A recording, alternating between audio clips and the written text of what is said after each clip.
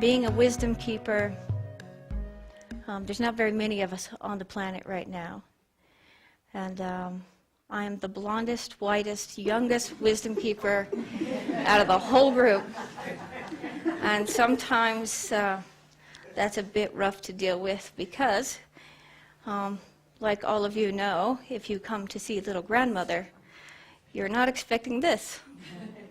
And so it does make me nervous. And some of the other films that I've done, you get the comments of, why weren't you in full regalia and things like that. I could very much be sitting here in full regalia, but this is me. And so I'm here to share my message with you, just being who I am, part of you, just like you are you, I am me, and I'm not here for some big show. I'm simply here to share from my heart the information I've received over the last year. As wisdom keepers, we have made an oath to share no matter how hard it is to share. And some things are difficult for me to talk about because although I believe them full-heartedly, I would never question any information I got. It's sometimes difficult for others to hear, but I'm going to share exactly as I have received, and knowing that what has come is for the people of this planet, of this Mother Earth, at this time right now, and it's being asked to be shared. Everyone is supposed to be hearing these messages now. And all across the globe, the wisdom keepers are all talking about the same things.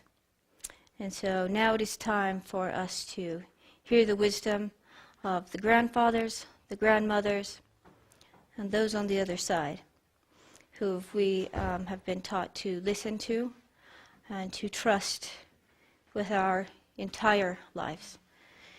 And so I would like to start by talking about, not jumping right into 2010, but I would like to talk about first a little recall of what's happened in the last couple of years. And so we have kind of a format to follow here. 2 years ago, in about 2008, the wisdom keepers were gathered for a meeting. And it was at that time that we were asked to share with the people, for the people of all nations, all colors, all indigenous tribes and non-indigenous tribes, to understand the importance of our ancestors, of the ancient ways. And so this is what we talked about for a full year. Please remember your ancient cultures. Remember what the ancient people talked about. Remember your ancestors. Remember those ways. Remember the wisdom that they kept. And for a full year, that is all we talked about. And then that led into the Return of the Ancestors Gathering, which was a large ceremony that a few of you were attending at that time. If you think back about it, you can actually see a large change even here in Santa Fe in the last couple of years. Think of some of the cultural differences, how people are actually listening to and understanding the ancient ways, the ancestors. And so this has really transpired and has really happened.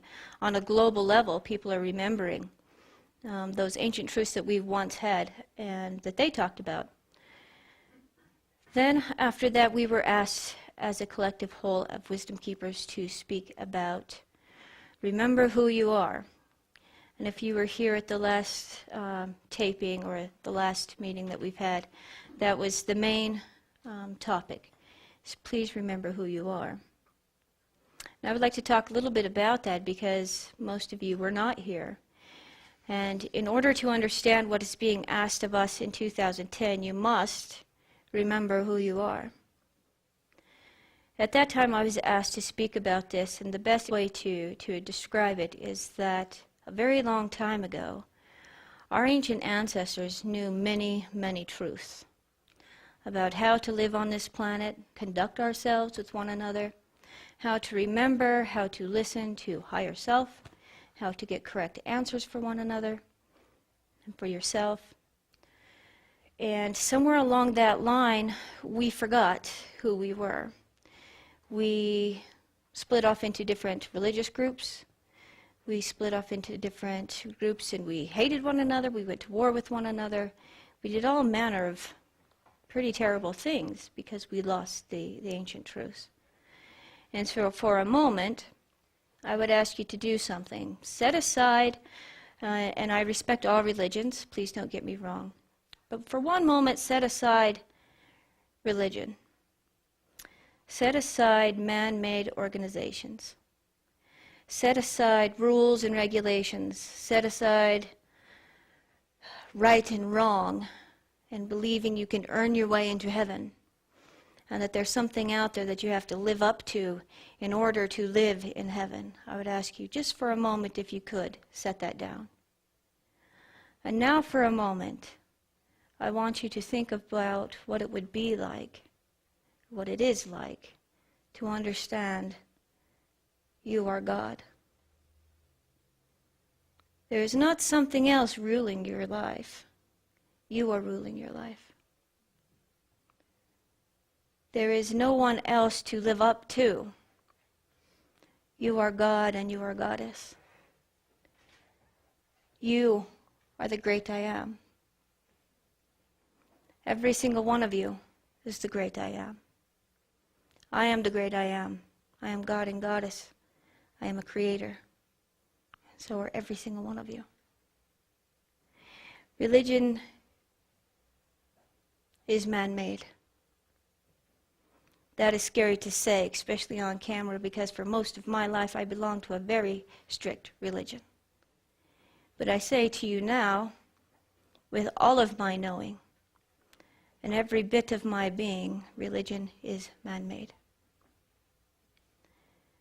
Something separated us from the great I am. Something separated us from our true knowing. And we are asking you as wisdom keepers all over this planet to remember you are God. You are Goddess. You are the Creator. You are the great I am. You are not separate from Tokashila. You are Tokashila. You are God.